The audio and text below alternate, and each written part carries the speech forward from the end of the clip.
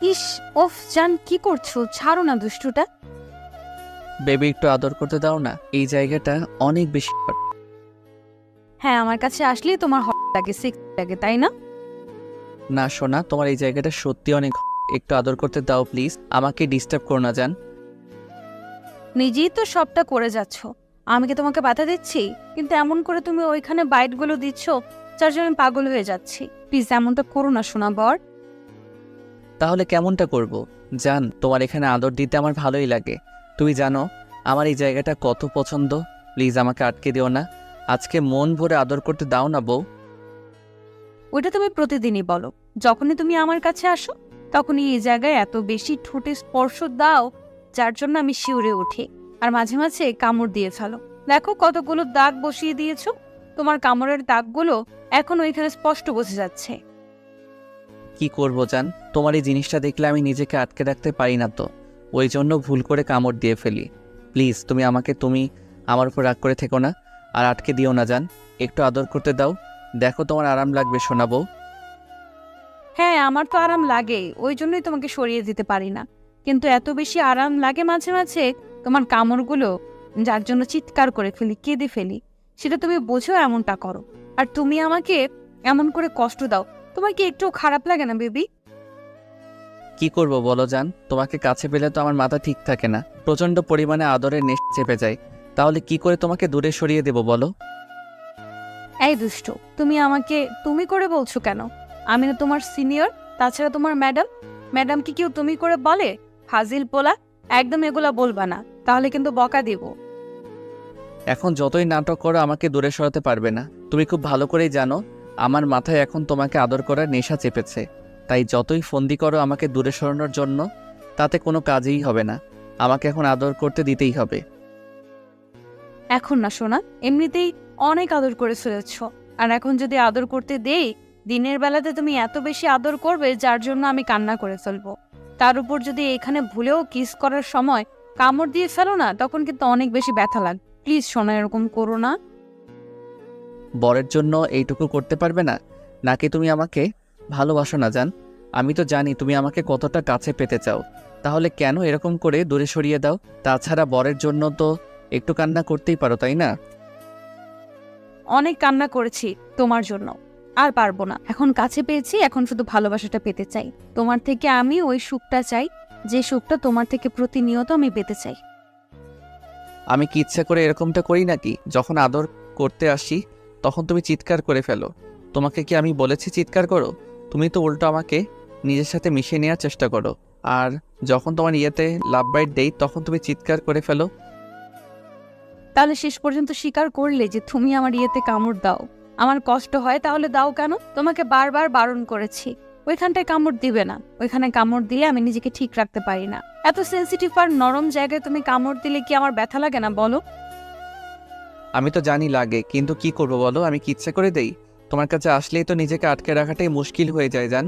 তার উপর তোমার এই নরম সুন্দর নাবিকলে আদর দিতে ইচ্ছে করে। প্লিজ আমাকে বাধা দিও না, একটু আদর করতে দাও। আমার না অনেক ভালো লাগছে এখানে আদর দিতে জান। আমারও লাগে, কিন্তু এখন লাগছে না। প্লিজ ছাড়ো। এখন যদি এরকম দুষ্টুমি করতে থাকো, তাহলে আমাকে আবার গোসল করতে যেতে হবে। আর আমি জানি তুমি একবার আদর করতে শুরু করলে আমাকে সম্পূর্ণ আদর না করে ছাড়ো না। তাই এখন আর কোনো দুষ্টুমি করো না প্লিজ শোনা বল, তাহলে আমার খারাপ লাগবে। কেন খারাপ লাগবে কেন? যেখানে বরের ভালোবাসাটা মেয়েদের কাছে ভালো লাগে, মেয়েরা সবসময় এই ভালোবাসাটাই চায়। আর তুমি কি না বলছো তোমার খারাপ লাগবে? আচ্ছা সত্যি করে বলো তো, আমি তোমার কাছে আসলেই তুমি এরকম করে দূরে সরানোর চেষ্টা করো কেন? আরে বাবা, এমনটা মনে হচ্ছে কেন? কখন তোমাকে দূরে সরিয়ে দিলাম বলো? এই তো দিচ্ছ আর বলছো কখন দূরে সরিয়ে দিলে। তোমার কাজে কর্মে আমার না সন্দেহ হচ্ছে যে এখনও কি তুমি সে আমাকে আগের মতো ভালোবাসো, নাকি এখন তোমার ভালোবাসাটা পুরনো হয়ে গেছে, যার জন্য এভাবে আমাকে দূরে সরিয়ে দিতে পারলেই বেঁচে যাও। আমাকে একটু বলবে, আমি কি খুব বেশি অন্যায় করেছি? নাকি তোমার কাছে আসলে তোমার খুব বেশি অস্বস্তি ফিল হয়, অন্য কাউকে লাইফে পেতে চাও, অন্য কারো মায়া জড়িয়ে গেছো বলো আমাকে? জিশানের কথাতে লিসা কিছুক্ষণ ওর মুখের দিকে ফ্যালফ্যাল করে তাকিয়ে রইল।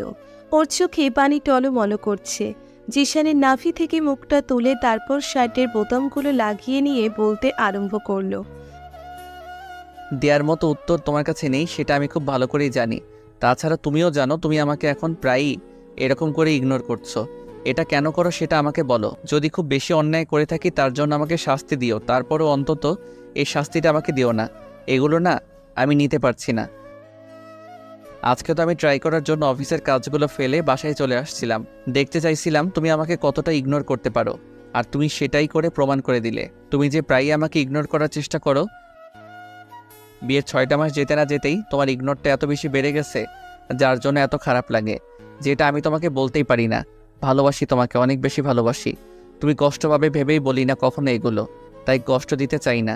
কিন্তু কি এমন হয়েছে আমাকে একটু বলবে, যার জন্য এতটা ইগনোর করো? এই বাবু, কি বলছো তুমি? এগুলো আর কখনো বলবে না প্লিজ। তুমি এরকমটা কেন ভাবো? আমি তোমাকে ইগনোর কখন করলাম? তাছাড়া তুমিও খুব ভালো করেই জানো যে আমি তোমাকে কতটা ভালোবাসি। ভালো না বাসলে কি তোমাকে বিয়ে করে নিতাম? তুমি যখন একবার বলেছিলে যে আমাকে বিয়ে করতে পারবে কিনা, তখনই আমি রাজি হয়ে গিয়েছিলাম। এত কিছুর পরেও আমি তোমাকে বিয়ে করে নিয়েছি। সমাজের মানুষ আমাদের সম্পর্কের কথা, পরিবারের কথা, তার উপর আমাদের মাঝের ম্যাডাম আর স্টুডেন্ট সম্পর্কটা ছিল, সেটার কথা উপেক্ষা করেও আমি তোমাকে বিয়ে করেছি। তারপরেও তোমার কাছে মনে হচ্ছে আমি তোমাকে ভালোবাসি না? আমার লাইফে অন্য কেউ আছে, আমি অন্য কারো মায়ে জড়িয়ে যাচ্ছি, এটা তুমি বলতে পারলে আমাকে বেবি? হ্যাঁ পারলাম, তোমার কর্মকাণ্ডে এটা বলতে বাধ্য হলাম। আজকে আমি অনেক দিন যাবৎ খেয়াল করে আসছি যে তুমি যখনই ঘুমিয়ে থাকো, আমি তোমার কাছে আসলে, তোমাকে স্পর্শ করলেই তুমি কেমন যেন বিরক্তি ফিল করো। হয়তো আমাকে সেটা প্রকাশ করো না, আর আজকে সেটা সরাসরি বলে দিলে। আচ্ছা আমাকে বলো, আমি কি এমন অন্যায় করেছি যার জন্য এভাবে ইগনোর করছো? নাকি তুমি আমাকে এখন আর ভালোবাসো না? আগের মতো সেই ভালোবাসাটা তুমি আমার মধ্যে খুঁজে পাচ্ছ না? আমার কোনো অন্যায় হয়েছে বলো?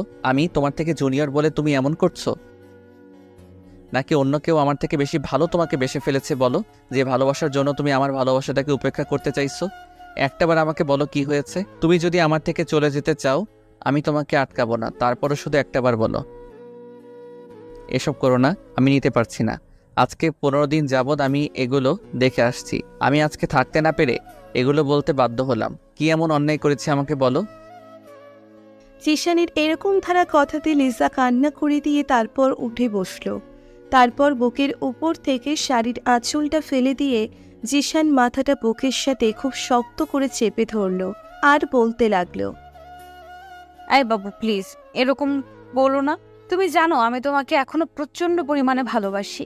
দেখো, আমি তো তোমাকে বুকের সাথে জড়িয়ে ধরেছি। প্লিজ আর এগুলো বলো না। তুমি এসব বলে আমাকে কষ্ট কেন দিচ্ছ? জানো না আমি যেমন তোমার লাইফে প্রথম ভালোবাসা, তেমনি তুমিও আমার লাইফের প্রথম কোনো পুরুষ, আর দ্বিতীয় কেউ আসার কোনো চান্স নেই। তারপরও তুমি এইসব কেন বলো? তুমি এগুলো বললে কি আমার খারাপ লাগে না? তুমি জানো আমার কতটা কষ্ট হচ্ছে। প্লিজ এগুলো বলো না। জিশান লিজাকে ছাড়িয়ে নিল, তারপর ওর থেকে দূরে গিয়ে বলতে আরম্ভ করলো, তাহলে আমার কতটা খারাপ লাগে যখন তুমি আমাকে ইগনোর করো, তুমি আমাকে দূরে সরিয়ে দেওয়ার চেষ্টা করো, সেটা তুমি বুঝতে পারো না? আমার বুকের ভেতরটা জ্বলে পুড়ে ছারখার হয়ে যায়। আমি কাউকে বোঝাতে পারি না যে তোমাকে কতটা বেশি ভালোবাসার পরও তোমার কাছ থেকে আমি এভাবে অবহেলিত হচ্ছি।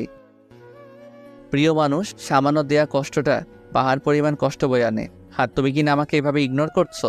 দিনের পর দিন তুমি যেটা করছো সেটা কি আমার কাছে খুব ভালো লেগেছে বলো? বুঝতে পেরেছি। প্রতিদিন দুপুরে এসব তো তুমি আমাকে স্পর্শ দিতে শুরু করো, ঘুমের ঘোরেই আমাকে আদর দিতে শুরু করো। আর তুমি তো জানো ঘুমের মাঝে এগুলো করলে আমার অস্বস্তি ফিল হয়। তখন হুটহাট করে জেগে গেলেই আমি এসব বলে ফেলি। ওই জন্য তুমি রাগ করেছো তো? আচ্ছা ঠিক আছে, এখন থেকে আর কখনো বলবো না। তুমি আমাকে ভালোবেসে নিজের ভালোবাসায় ভরিয়ে দাও, কিংবা টর্চার করে মেরে ফেলো, তারপরও আমি তোমাকে একটা বারও আটকে দিব না। তুমি যা ইচ্ছা করো। আমার অস্বস্তি ফিল হয় বলেই আমি হুটহাট করে বলে ফেলি। কিন্তু তুমি যে এই সামান্য বিষয়ের জন্য কষ্ট পেয়ে যাবে আমি ভাবতে পারিনি। আমি আর কখনো এগুলো বলবো না। প্লিজ বাবু দূরে যেও না, কাছে আসো আমার। প্লিজ দেখো, এখন আমি তোমাকে আদর করে দিব, তুমি সবটা ভুলে যাবে। আমি সেটা খুব ভালো করে জানি। হ্যাঁ ওইটাই আমার বড় দুর্বলতা, যে তুমি আমাকে একটাবার কাছে টেনে নিয়ে আদর করতে শুরু করলে তখন আমি সব রাগ, অভিমান, দুঃখ, কষ্ট ভুলে যাই। রাগ করে থাকতে পারি না। তোমাকে বোঝানো উচিত যে তুমি আমাকে যতটা ইগনোর করো তার অর্ধেকটা যদি আমি তোমার উপর করি তাহলে তুমি না অনেক বেশি কষ্ট পাবে, যেটা তুমি সহ্য করতে পারবে না।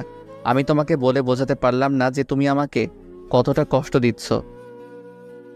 জিশান লিসাকে ছাড়িয়ে নিল, তারপর ওর থেকে দূরে গিয়ে বলতে আরম্ভ করলো।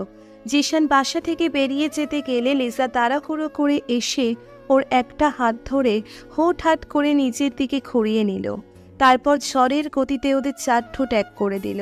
জিশান সেখানেই পাথরের মূর্তির মতো দাঁড়িয়ে গেল। লিসা ফুপিয়ে কান্না করছে, ওর চোখ দিয়ে পানি পড়ছে। তারপরও জিশানের ঠোঁটে পাগলের মতো কিস করে চলেছে। জিশান ওকে ছেড়ে যেতে না পারে, কারণ এই পিচ্ছিটার ইগনোরটা কখনো নিতে পারে না। তারপর একটা সময় ওর ঘাড়ে আর গলায় কয়েকটা কিস করে দিল। তারপর ওর বুকে মুখ গুজে দিয়ে ঘন ঘন নিঃশ্বাস নিতে লাগলো।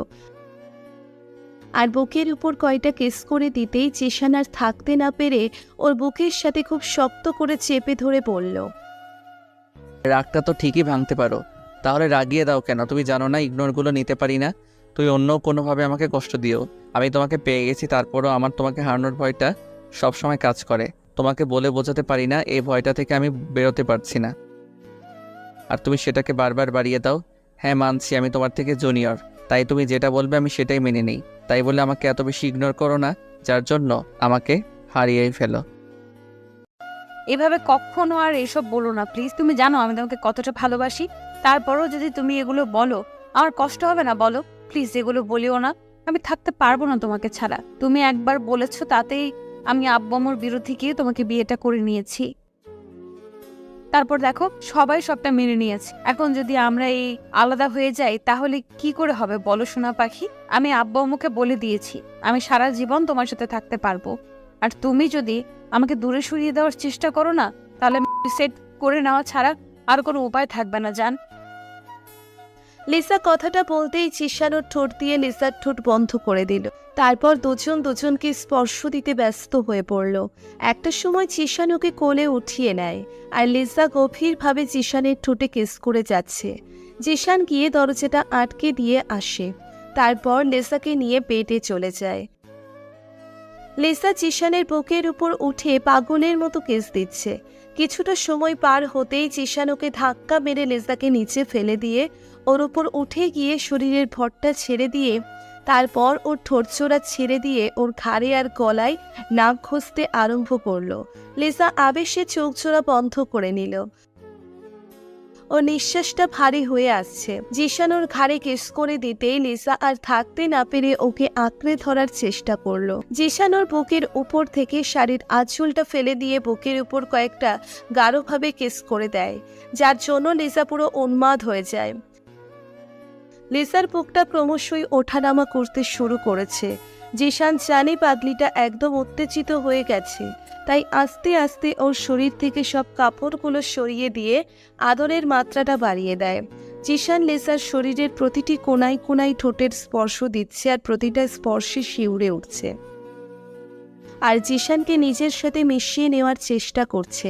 লিসার চোখ দিয়ে ভালোবাসার অস্ত্রগুলো গড়িয়ে পড়ছে। জিশান কিস দিতে দিতে লিসার নাভিতে চলে আসে।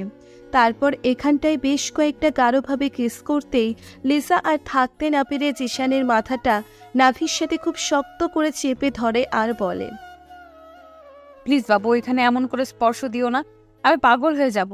আমি থাকতে পারতেছি না, প্লিজ সোনা আমাকে শান্ত করে দাও। লিসার কথাতেই যেন একটা মুচকি হাসি দিয়ে ওদের শরীরে একটা চাদর জড়িয়ে দেয়। তারপর আর কি, ভালোবাসাটা গভীর হবে। আমাদের ভিডিওটি কেমন লেগেছে তা কমেন্ট করে জানাতে ভুলবেন না। আর ভিডিওটি যদি ভালো লেগে থাকে তাহলে একটি লাইক করুন আর সাবস্ক্রাইব করে আমাদের পাশেই থাকুন। ধন্যবাদ সবাইকে আমাদের পাশে থাকার জন্য। আল্লাহ হাফেজ।